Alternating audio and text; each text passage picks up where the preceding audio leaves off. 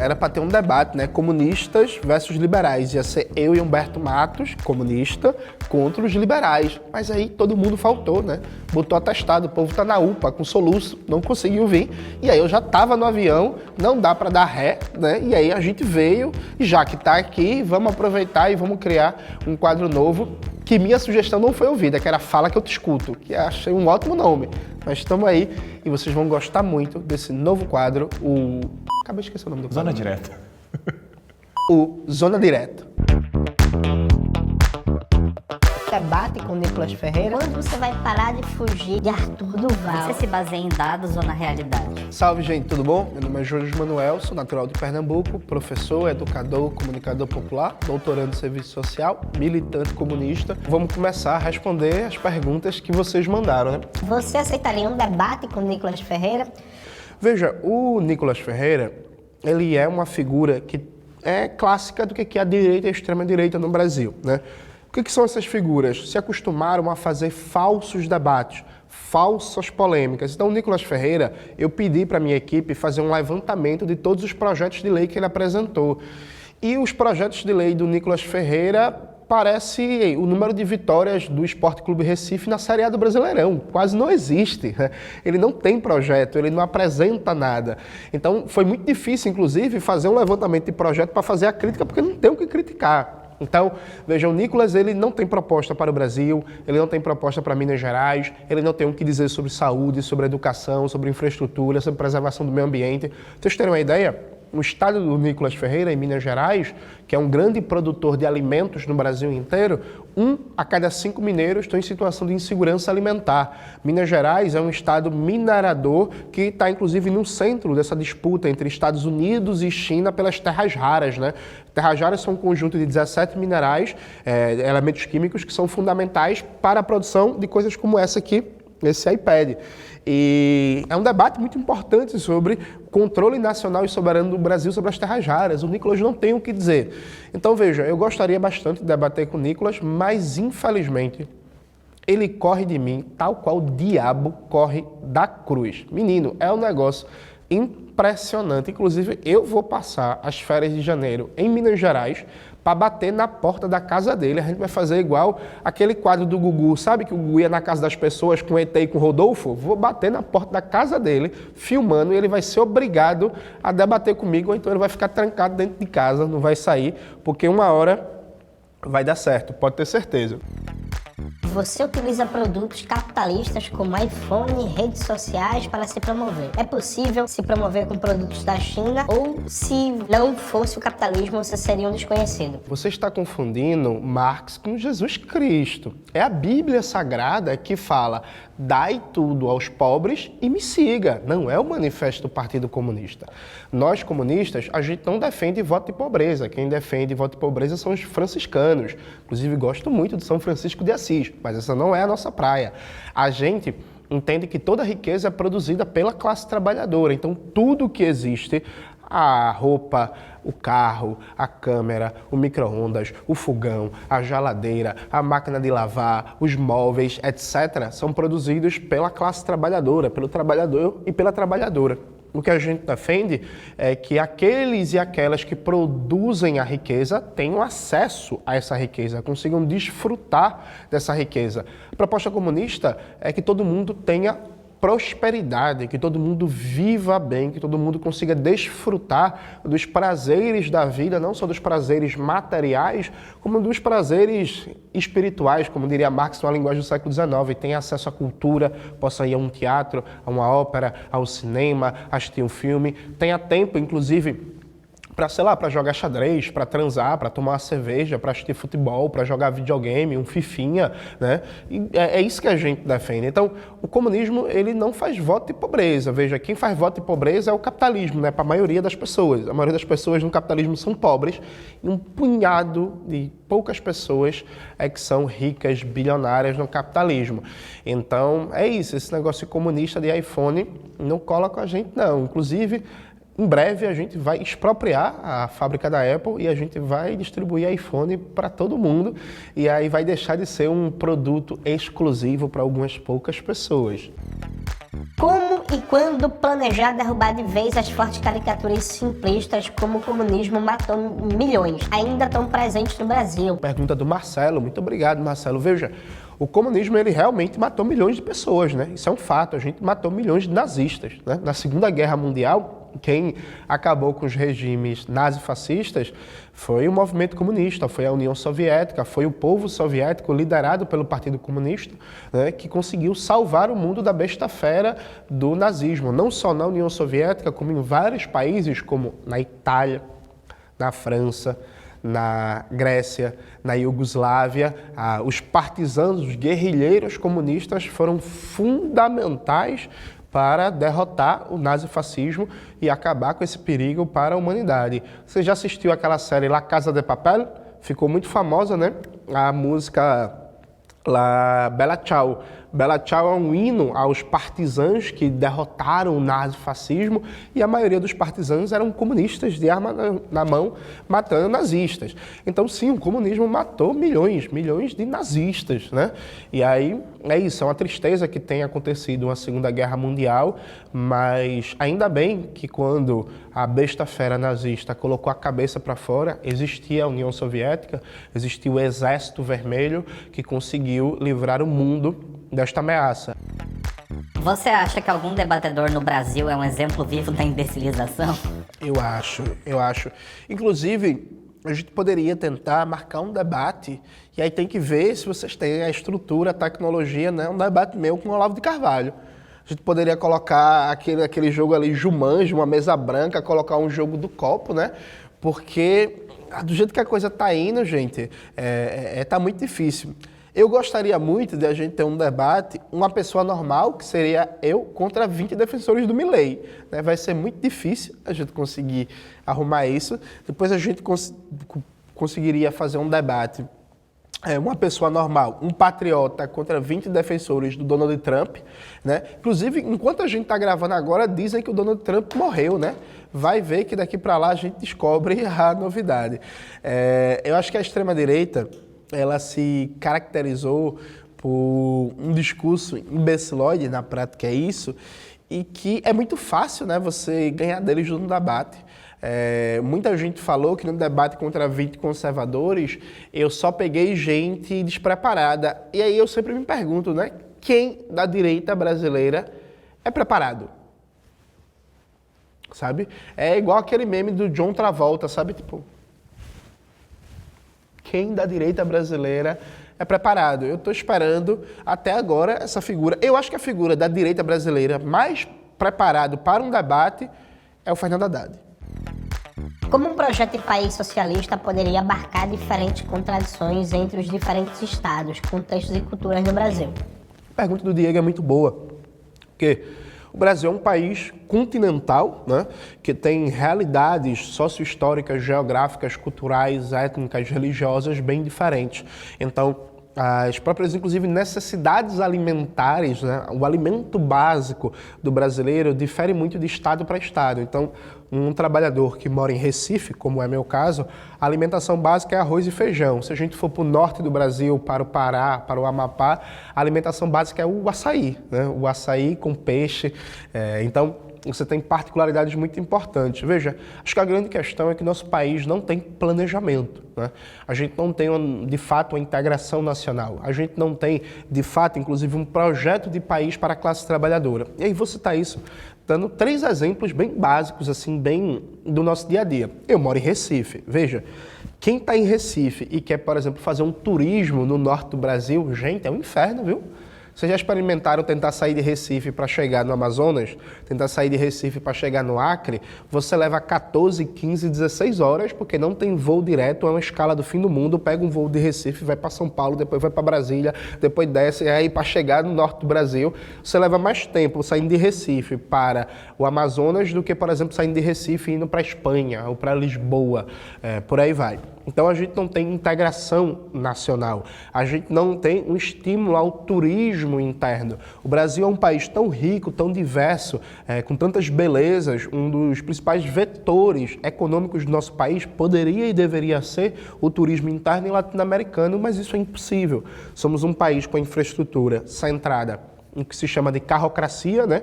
Então, a ligação do país é basicamente feita por meios rodoviários muito limitados, inclusive em termos de estrada.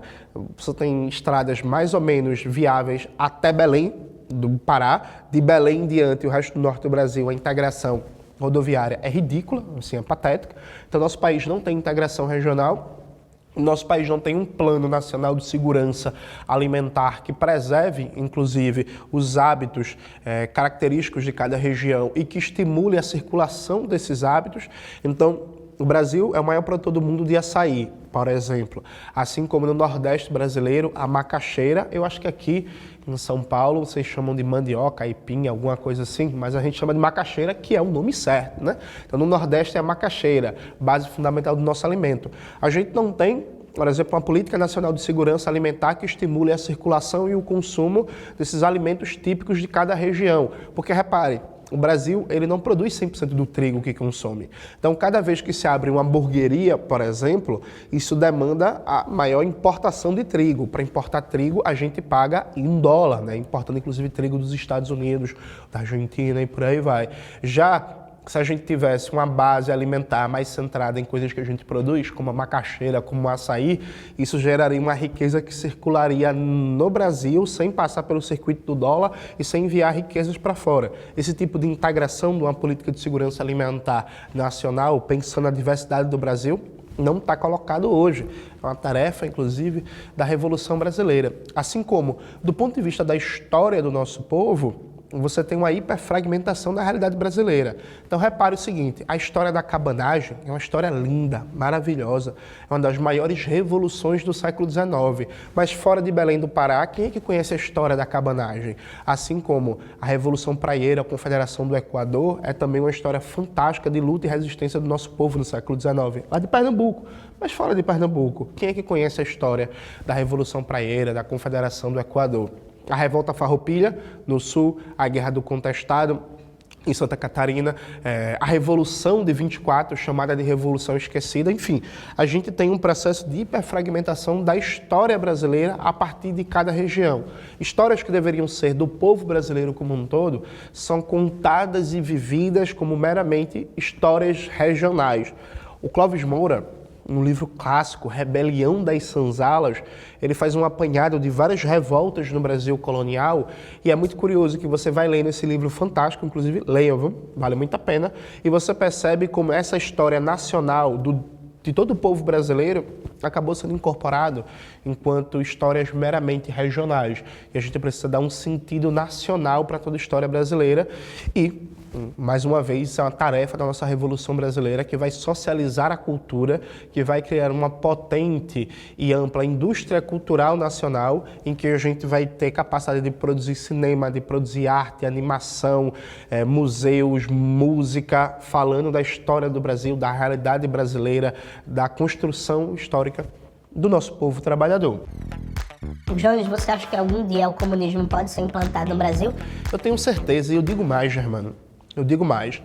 Pelo andar da carruagem, o comunismo vem antes do Hexa, né? Porque o movimento comunista está indo melhor que a seleção brasileira, né? Porque reparem, né? Na luta comunista a gente não depende de Neymar, né? Então, eu acho que antes do que você espera, a gente vai ter o avanço. O movimento comunista já vem no acrescente, já vem ampliando sua capacidade de debate, sua capacidade de influência na opinião pública brasileira, vem conseguindo avançar na organização.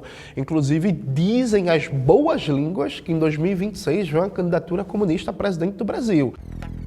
O que você e seu partido pretendem para as eleições de 2926? Que eu imagino que seja 2026, porque 2926 está muito, mas muito longe.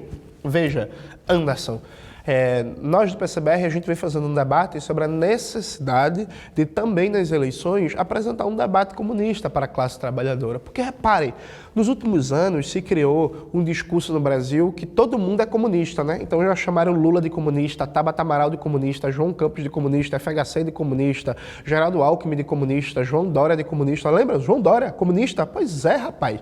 Então, assim, se criou muito espantalho sobre o que é comunismo no Brasil.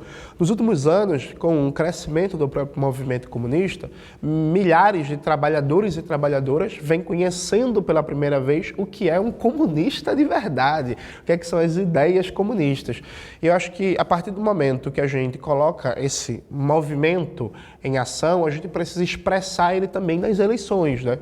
Na eleição, goste-se ou não, é o momento que a maioria da classe trabalhadora mais presta atenção na chamada política. Então é preciso que no momento eleitoral a gente também tenha um debate político sobre o que é a proposta comunista para o Brasil, o que é a proposta da Revolução Brasileira. Então o que o PCBR vem defendendo é a necessidade de, particularmente na candidatura presidencial, a gente ter como opção política, no primeiro turno, uma candidatura comunista, que expresse um programa marxista, um programa radical, um programa revolucionário. É difícil? É difícil. Ninguém acha que é fácil colocar isso em perspectiva, mas é plenamente possível e estamos trabalhando para isso.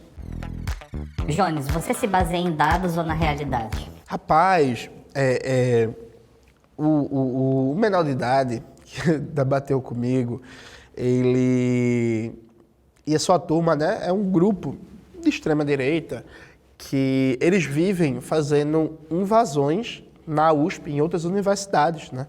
Então esse povo, eles estão ficando famosos na ideia de que eu vou na universidade e aí eu causo confusão, arranco cartaz, arrumo briga, faço cortes e aí viralizo nas redes sociais.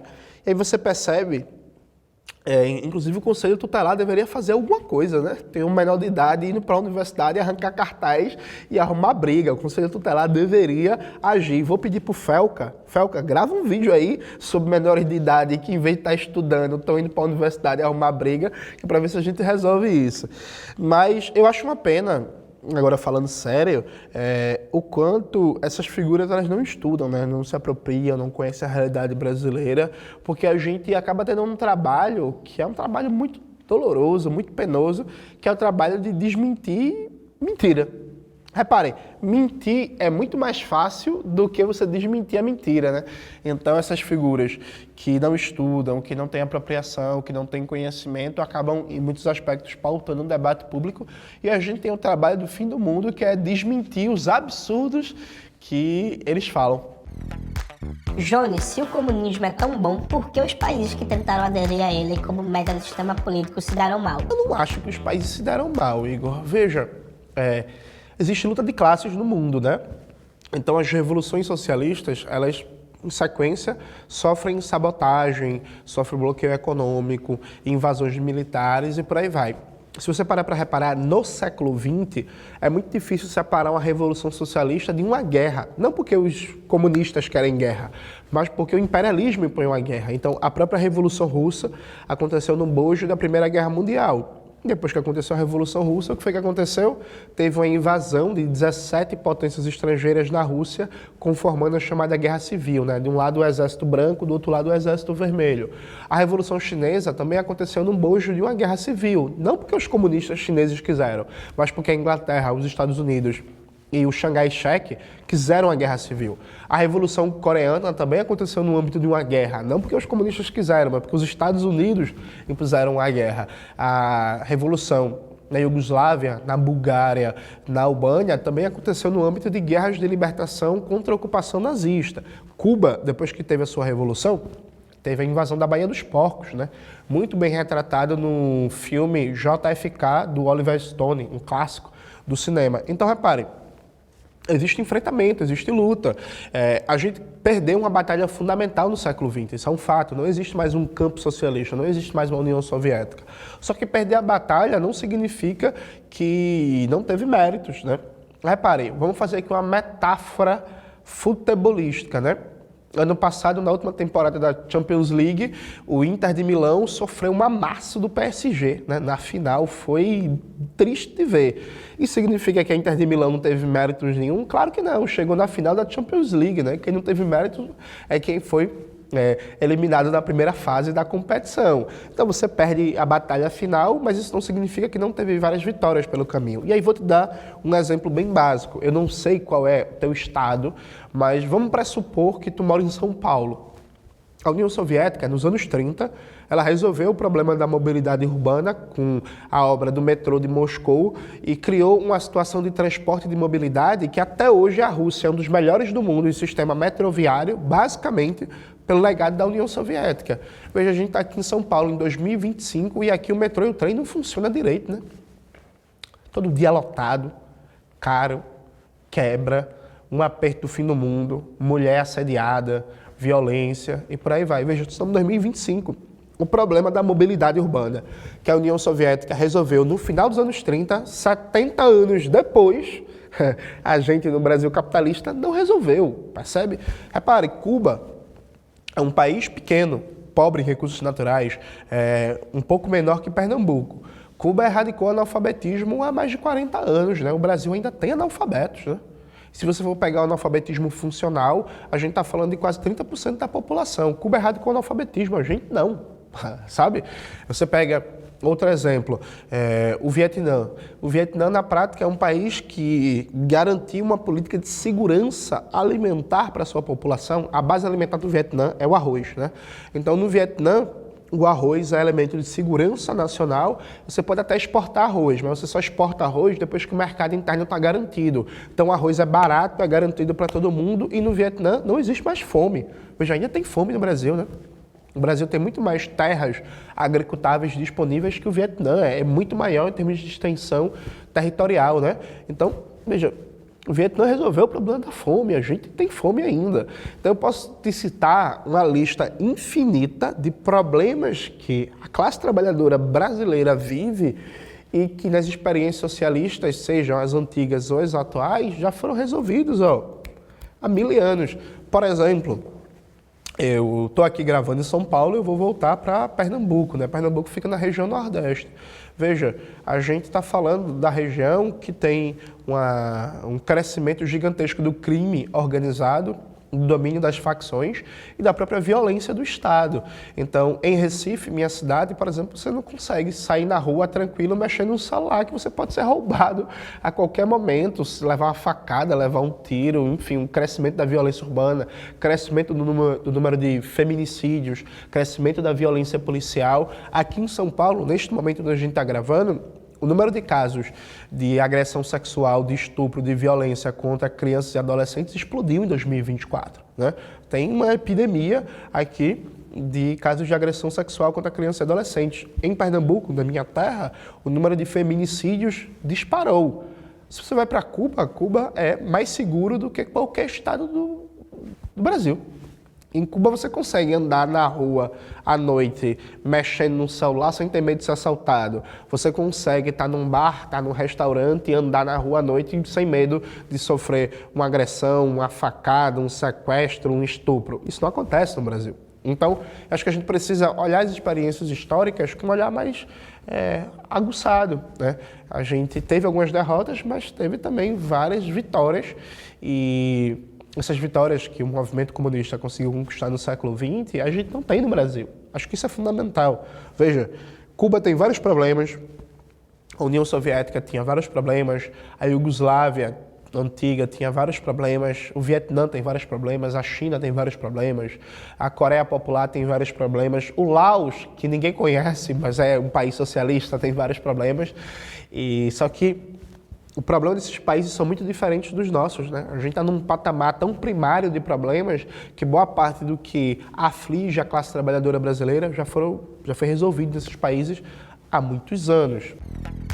Quando você vai parar de fugir de Arthur Duval? Já está tudo certo para o debate.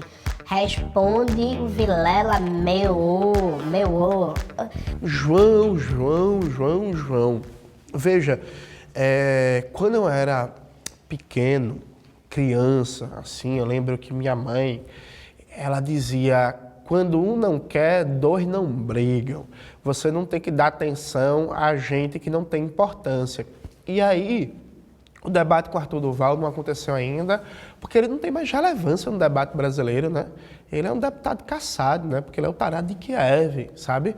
Então, ele é uma figura que ninguém lembra mais, que não fala, ele não dá entrevista em canto nenhum, ele não aparece na mídia, ele não dá palestra, ele não é respeitado.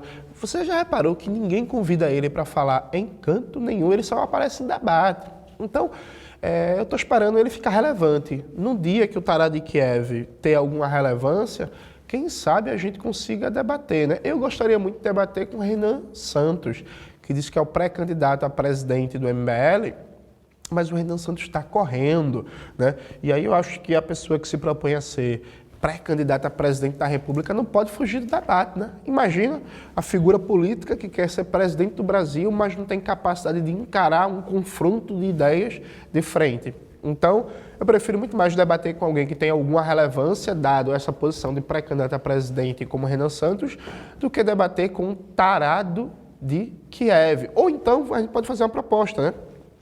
O Arthur Duval quiser debater, a gente pode marcar um debate na Ucrânia, né? Vai eu e ele, aí vamos ver quem consegue entrar no país.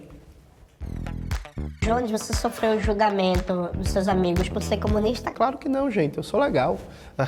Só tem uma história engraçada, né? Porque quando eu comecei a virar militante, comecei a me engajar nas lutas políticas e tal, a minha mãe não sabia muito bem o que era comunismo, né? E aí ela via aquelas blusas vermelhas, com foice e martelo e tal, e ela achava que eu era do PT. Então eu demorei 4 anos para fazer com que a minha mãe entendesse que ser comunista não significava ser do PT.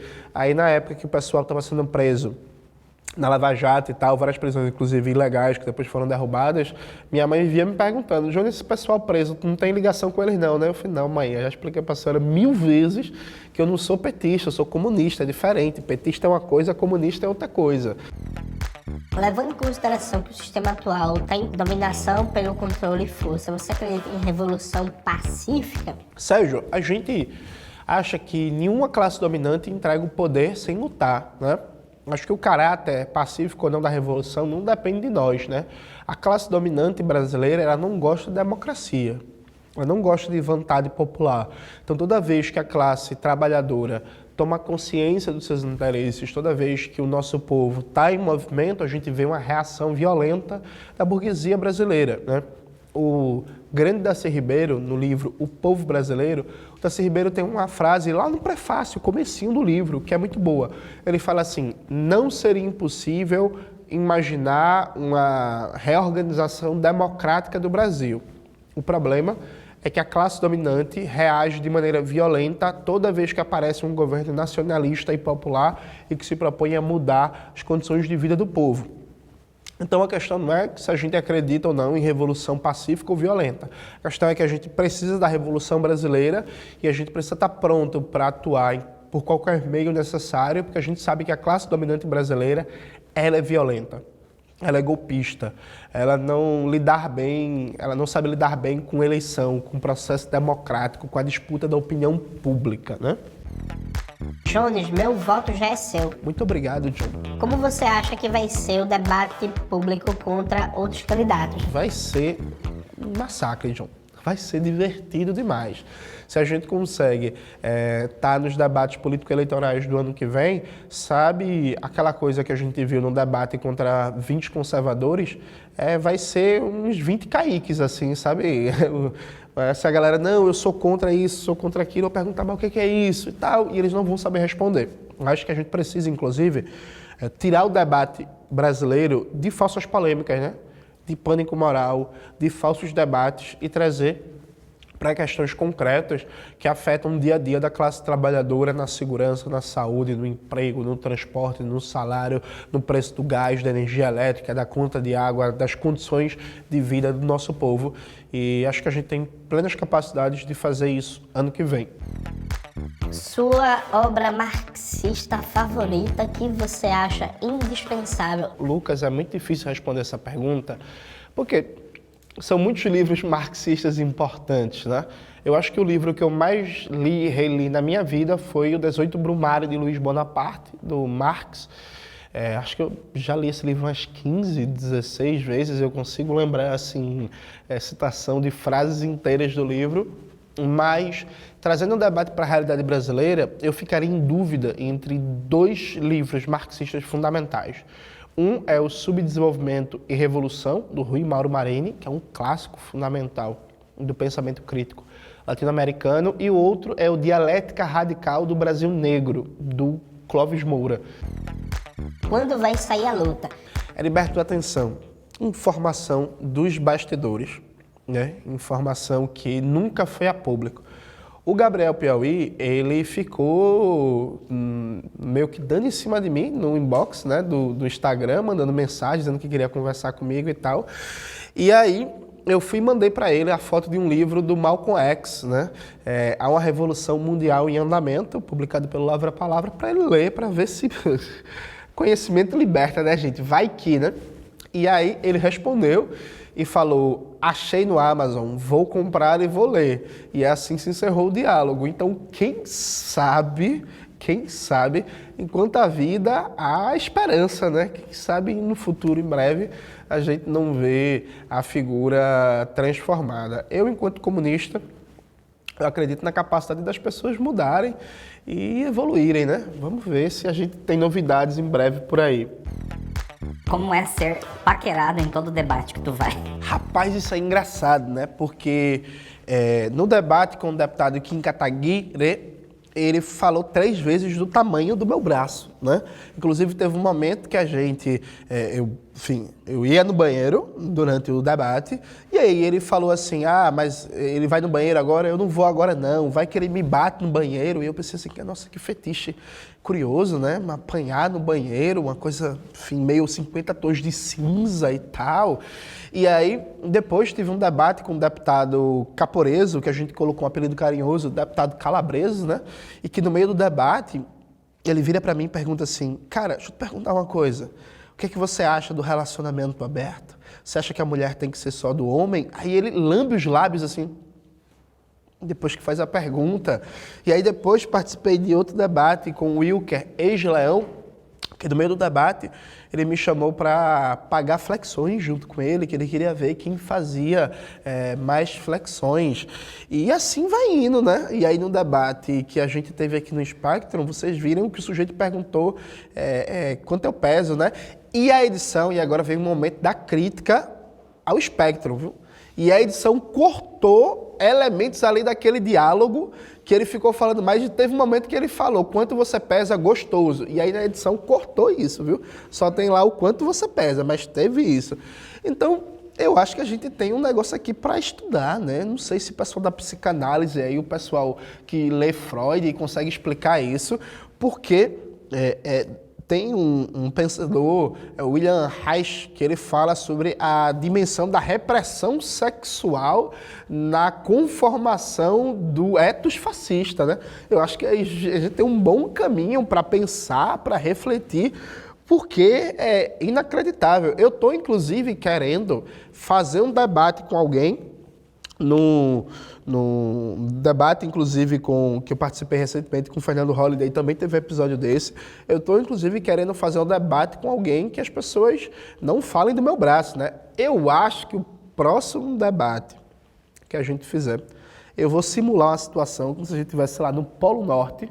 Eu vou vir de 3 casacos, cachecol, né? Todo agasalhado, só com a carazinha assim de fora, que é para ver se isso não acontece mais. E aí é curioso, né? Porque a extrema-direita, ela passa tanto tempo querendo regular a vida sexual dos outros, querendo colocar a pauta moralista e tal, que eu acho que eles têm dificuldade de ligar o botão, né?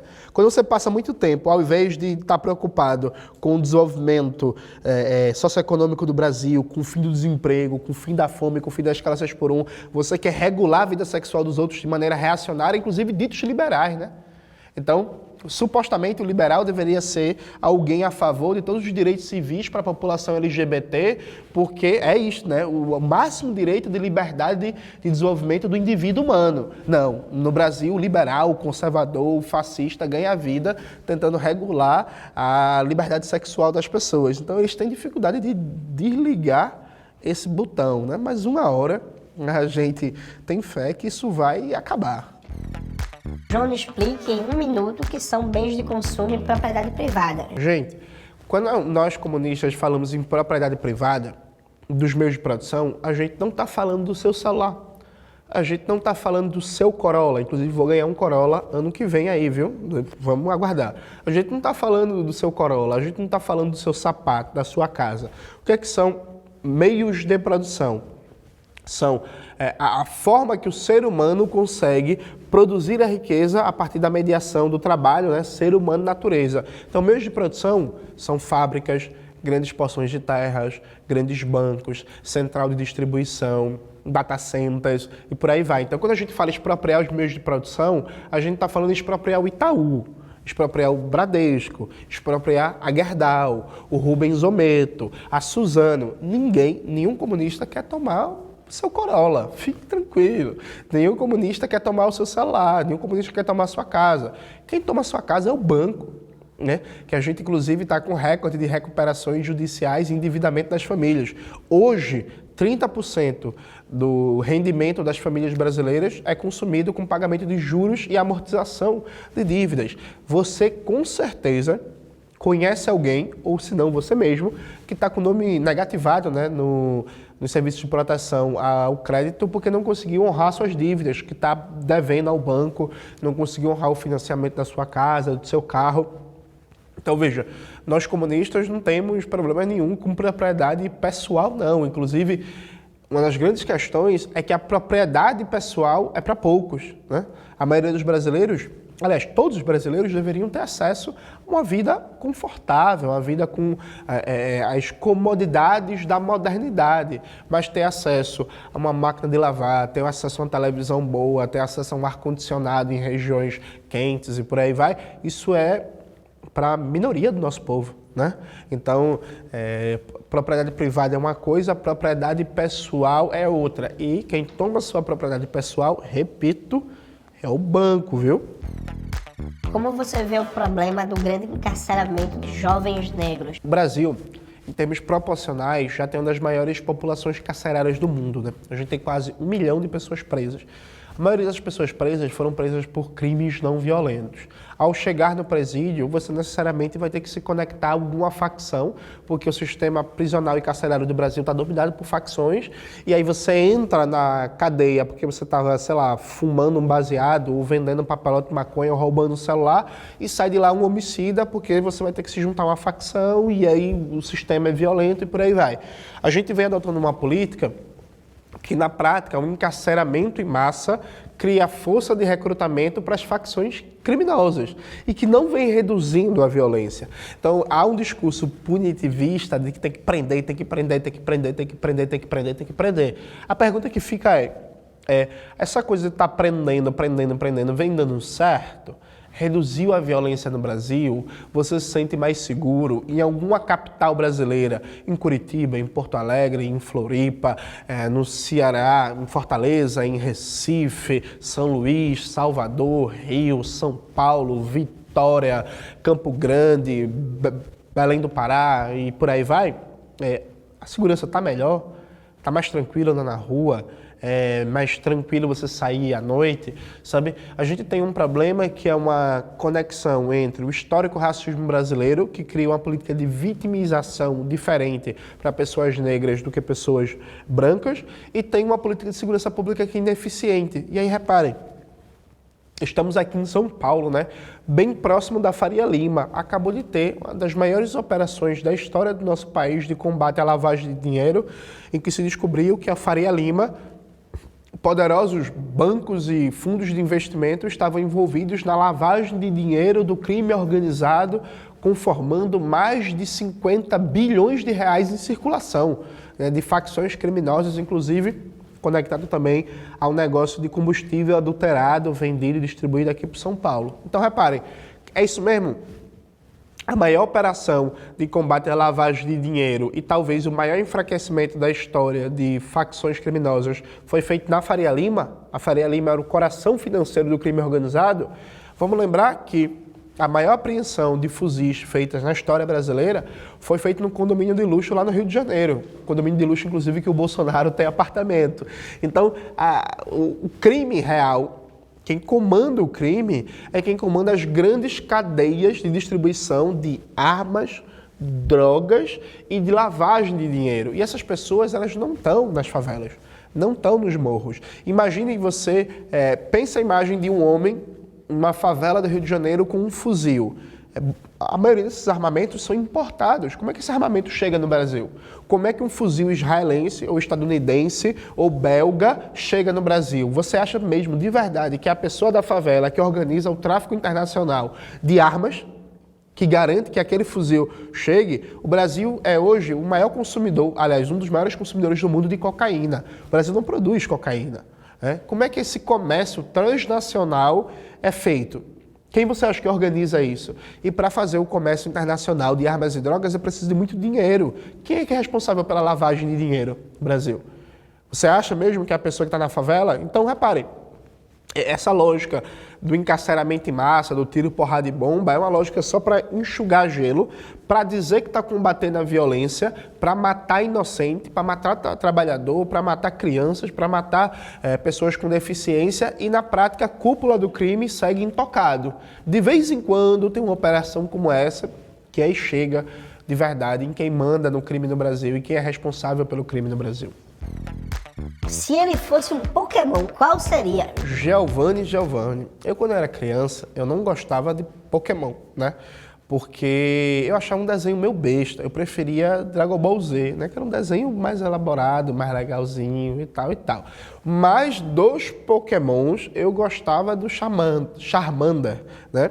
E do Bulbasauro. Eu cheguei a ter um bonequinho do Bulbasauro. Lembra do Bulbasauro? Pois é. Mas eu preferia muito mais Churato, Cavaleiros do Zodíaco e Dragon Ball Z.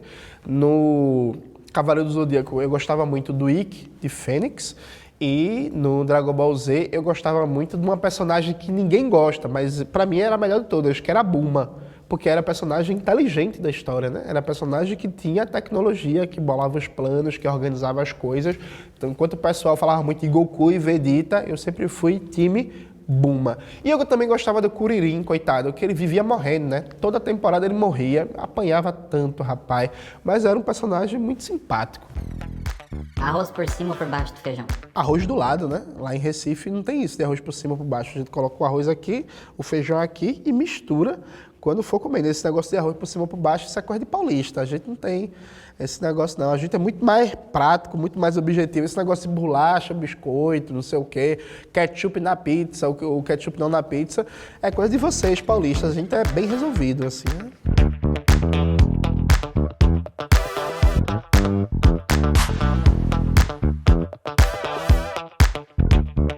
Sport Recife e Santos a 100 por hora. Quem cai primeiro? Rapaz, não faça isso não, isso é um tema dolorido, hein? A gente agora, por favor, aí a edição coloca uma música triste de fundo, né? Aquela música do Chiquititas, não me diga mentirinhas, porque a história tá muito triste, gente. Veja, a gente tá perdendo na política e tá perdendo agora também no futebol. Mas aí, a gente tem um argumento, né? Porque, veja, o Sport Recife é um clube contra-hegemônico, é um clube fora do eixo. Então a gente não tem dinheiro como tem os clubes do Rio e de São Paulo, né? E aí, no caso do Santos, é pior, né? Porque o Santos está nadando em dinheiro, depois da volta do menino lá que se machuca muito, o blogueirinho e jogador, o Neymar, o Santos conseguiu vários patrocinadores, muito dinheiro, e tá aí o Santos lascado. E o Sport está lascado também, mas o Sport pelo menos tem um argumento. Ó, a gente não tem dinheiro, a gente não tem estrutura, a gente não tem do eixo. Mas, presta atenção aqui, eu ainda acho que o Sport se livra do rebaixamento. Não sei quando é que esse vídeo vai ao ar, mas fica aí a profecia. Eu acho que o Sport se livra do rebaixamento, o time começou a dar uma melhorada, já teve uma vitória, né? Vem de resultados. Bons é uma palavra forte, né? Mas vem de resultados que a coisa vem melhorando um pouco. E eu acho que o Sport se livra do rebaixamento e o Santos cai, né? Porque, inclusive, quando o Santos cair, a gente vai ter uma coisa boa, né? Eu lamento pelos santistas, gosto muito do Santos, o clube importante. Mas aí, quando o Santos cair, a gente enterra essa coisa de convocar Neymar para a seleção, para assim ver se o Hexa vem, né? Porque o Hexa só vai vir se cortarem Neymar, porque senão, gente, não vai ter Hexa não, viu? Eu acho que essa é a única que eu não entendi nada. Não entendo nada de futebol. Foi boa? Pra quem gosta de futebol, não entendo nada.